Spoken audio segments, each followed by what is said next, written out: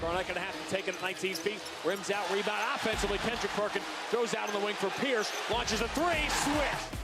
Leon Poole hands to Gasell. Cross court, waiting, open. Pierce, three, money. Ooh, boy, you got to love that one. He's been the best player on the floor this first half. It's an 18-point Boston lead. Under 3 minutes now.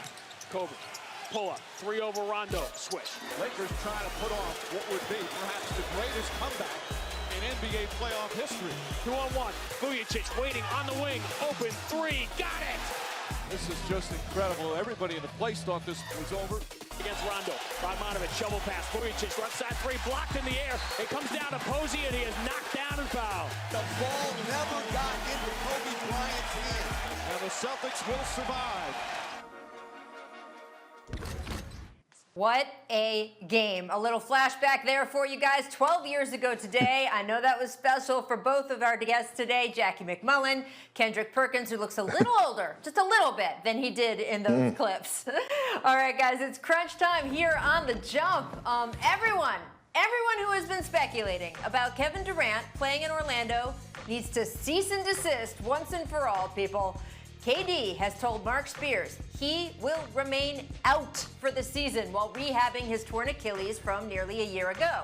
Kyrie Irving also telling friends he will not return to action because of his shoulder surgery. But according to Woj, Kyrie suggested on an NBPA conference call on Friday that he would like to join the Nets in Orlando for support. Jackie, is this all smart?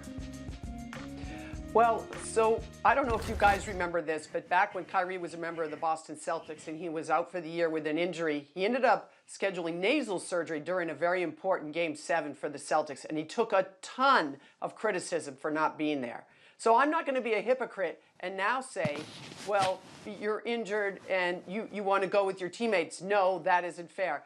I kind of like this idea. He's trying to do some team building. Now, the only problem is he does take a spot away from someone else. Who that someone is, I'm not clear. Is it a player? Is it a staff member? But I think Kyrie is coming from a good place here, and I think it's so smart that neither he or Kevin are going to play. I'm glad they're not. Yeah, I actually love it. Listen, I think it's Kyrie taking a step further in being a leader. Like, yeah, he want to be there, be around his guys. And listen, when you have your franchise guys around, the vibe is different. And just think about it. Now he's able to be in training camp, and he probably could participate or be around the organization where his coaches are there, and he could get NBA workouts. And also having him on the bench, him and Kevin Durant on the bench, speaks volumes. That leadership. You know, the Brooklyn Nets are probably going to make the playoffs in the AC. Who knows? They could be on the bench encouraging the young guys to go out there and play hard and giving teaching points. So I know I've always been critical of Kyrie, but right here, he's making me proud because he's showing the leadership. Absolutely. I hope that all works out the way they want it to. All right, in a Bleacher Report story about the 20-year anniversary of the Lakers' 7-game series against the Blazers in the 2000 Western Conference Finals, 7-time champ Robert Horry told our friend Howard Beck that Portland was, quote, probably the best team I've ever faced playing basketball, period. Shaq added this, quote, they were the toughest team and they were the only team that wasn't scared of us. So, Perk, is this more of a compliment to Scotty Sheed and those Blazers, or a diss to the 2002 Kings, who, as we know, also forced a Game 7 against those Lakers?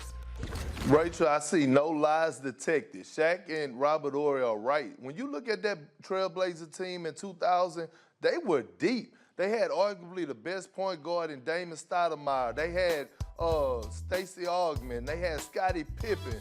They had Bonzi Wells, Rasheed Wallace, Jermaine O'Neal. And then they had one of the most underrated centers, most skilled centers to ever play the game, in my opinion, in Sabonis. So when you look at that Trailblazer team, they were deep, and I see no lies detected. No disrespect to the Kings, but that Trailblazer team was special.